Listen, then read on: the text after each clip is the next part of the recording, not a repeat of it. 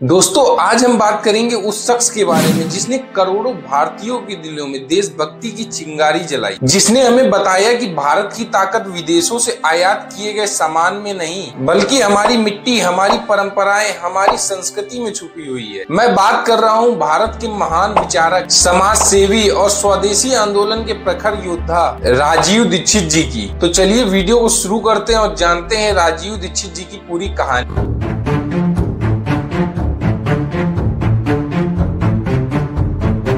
राजीव दीक्षित जी का जन्म 30 नवंबर 1967 को उत्तर प्रदेश के अलीगढ़ जिले में होता है। बचपन से ही वे बहुत ही जिज्ञासु और देश प्रेमी थे। जब वे स्कूल में पढ़ते थे, गांधी जी, भगत सिंह और चंद्रशेखर आजाद जी जैसी महान हस्तियों की कहानियों को पढ़कर वे उनसे बहुत प्रभावित होते थे। आगे चलकर इन्होंने IIT कानपुर से इंजीनियरिंग और फिर विज्ञान और तकनीक से जुड़ा हुआ जीवन शुरू किया। लेकिन उनका मन केवल करियर बनाने में नहीं बल्कि देश के लिए कुछ बड़ा करने में लगता था। पढ़ाई के बाद इन्होंने वैज्ञानिक के रूप में काम किया, लेकिन जल्द ही इन्हें समझ में आ गया कि असल लड़ाई तो देश को आत्मनिर्भर बनाने की। इन्होंने भारत में स्वदेशी आंदोलन की नींव रखी। उनका मानना था अगर हर भारतीय विदेशी सामान को छोड़कर देसी चीजों का इस्तेमाल करे तो भारत फिर से सोने की चिड़िया बन सकता है।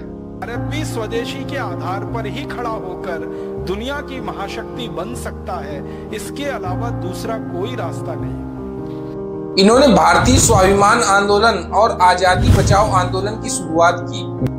स्वाभिमान का जो अभियान अपने भारत में परम पूजनीय स्वामी जी के नेतृत्व में जो शुरू हुआ है, ये अभियान भारत की दशा को और दिशा को ठीक करने वाला है, जिसके जरिए लाखों लोगों को जोड़ा। राजीव दीक्षित जी का सबसे बड़ा संदेश था कि स्वदेशी अपनाओ और भारत को बचाओ। वे कहते थे कि विदेशी कंपनियां भारत की अर्थव्यवस्था को लूट रही, अगर हम अपने ही उत्पादों का इस्तेमाल करें तो हमारे गांव, किसान और उद्योगपति सब मजबूत होंगे। इन्होंने आयुर्वेद और देसी गायों के महत्व पर बहुत काम किया। उनका कहना था अगर भारत का हर इंसान भारतीय चिकित्सा, भारतीय वस्त्र और भारतीय खान पान अपनाए तो हम भी किसी विदेशी ताकत के सामने नहीं झुकेंगे। राजीव दीक्षित जी की सबसे बड़ी ताकत थी उनकी वाणी। वे ऐसे वक्ता थे जिनके एक एक शब्द लोगों के दिलों में उतर जाते। उनके भाषणों को सुनने के बाद लाखों लोगों ने सॉफ्ट ड्रिंक को छोड़ दी, स्वदेशी कपड़े अपनाए और भारतीय परंपराओं की ओर लौटे। आज यूट्यूब पर उनके भाषण करोड़ों बार सुने जाते और नई पीढ़ी उनसे जागरूक होती है। इतने बड़े आंदोलनकारी को चुनौतियों का भी सामना करना पड़ा। विदेशी कंपनियों और कई राजनीतिक दलों को उनका आंदोलन पसंद नहीं। कई बार उन्हें मीडिया में नजरअंदाज किया गया और उनके खिलाफ साजिशें भी रची गई, लेकिन इसके बावजूद भी इन्होंने कभी अपने विचारों से समझौता नहीं। 30 नवंबर 2010 छत्तीसगढ़ के भिलाई में राजीव दीक्षित जी का निधन हो गया। उनकी मौत को लेकर आज भी सवाल उठते हैं। कई लोग कहते हैं ये स्वाभाविक मौत, तो कुछ लोगों का मानना है कि उनके बढ़ते प्रभाव को देखकर उनकी हत्या करवाई। सच्चाई जो भी हो, लेकिन इसमें कोई शक नहीं है कि उनकी मौत ने देश को गहरा झटका दिया। राजीव दीक्षित जी भले ही आज हमारे बीच नहीं है, लेकिन उनके विचार अमर हैं। उन्होंने हमें सिखाया कि असली आजादी तभी होगी जब हम अपने संसाधनों,